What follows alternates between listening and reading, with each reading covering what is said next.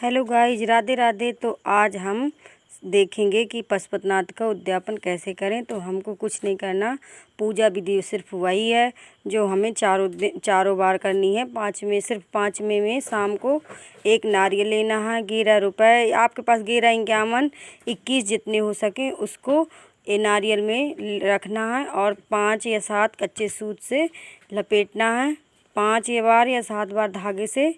और हमको 108 चावल या तो मूंग के दाने या फिर फूल या बेलपत्र 108 लेनी है, जो कि हम उसको भी चढ़ाएंगे। सिर्फ आपको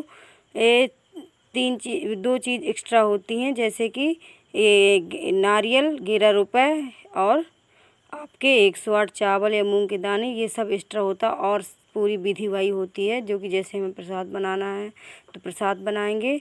और फिर इसके बाद शाम को विधिवत शंकर शिव जी की पूजा करेंगे, जैसे कि जो करते रहे हैं। अच्छे से नहलाना, उनको चंदन चावल पुष्प चढ़ाना, फूल चढ़ाना, बेलपत्र चढ़ाना, और जो सामग्रियाँ चढ़ती हैं शिव जी पे वो हम अच्छे से चढ़ाएंगे और उनको पूजा करेंगे। तो आप दूध, दही, शहद और घी सब चीज़ों से अच्छे से चढ़ाएंगे। और मेरा दूध तो शाम टाइम वो हो गया था, जम गया था, क्योंकि थाली में जो चीज़ रखी रहती है तो मैं उठाती नहीं हूँ। उसी तरह से पूजा करके सुबह आती हूँ और थाली एक अच्छी जगह सुरक्षित रख देती हूँ कि शाम को भी ये काम में आएगी। और इसके बाद मैं अपना घर का काम करने लगती हूँ। तो जो चीज़ें रखी रहती हैं थाली में, और गर्मी पड़ रही है बहुत ज़्यादा, तो इसकी वजह से दूध जो है कि जम गया था। और फिर विधिवत अच्छे से शिव जी की पूजा करी।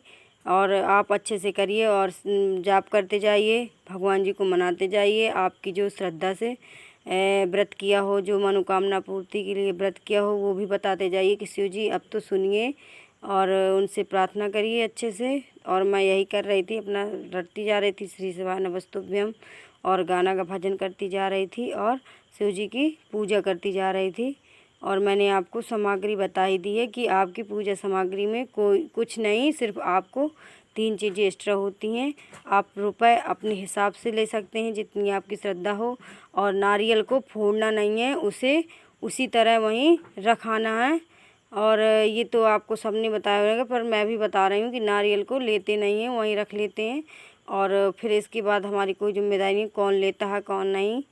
तो आप नारियल को ना फोड़ें, क्योंकि कहते हैं शंकर जी का नारियल फोड़ते नहीं हैं, उनको चढ़ाया जाता है, उनका नारियल फूटता नहीं है। तो आपको नारियल को फोड़ना नहीं है, वहीं चढ़ा देना है।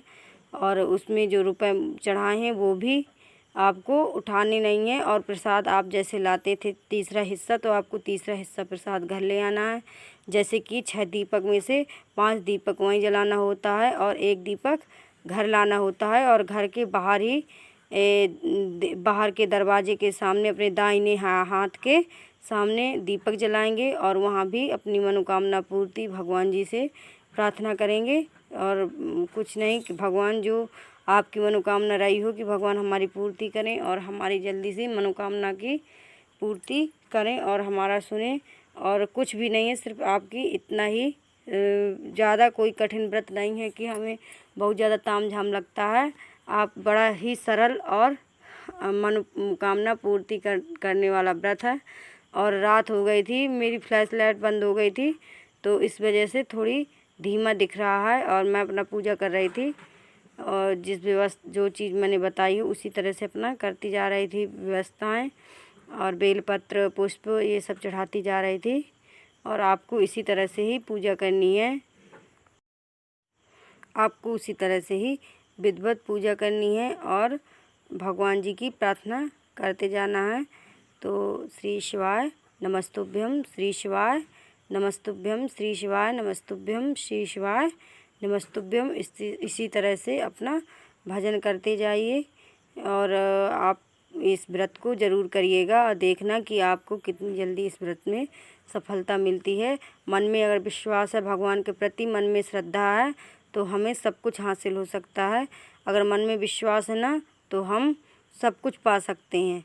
और भगवान तो महादेव तो देवों के देव महादेव हैं, उनकी महिमा का तो कोई पार ही नहीं पा सकता।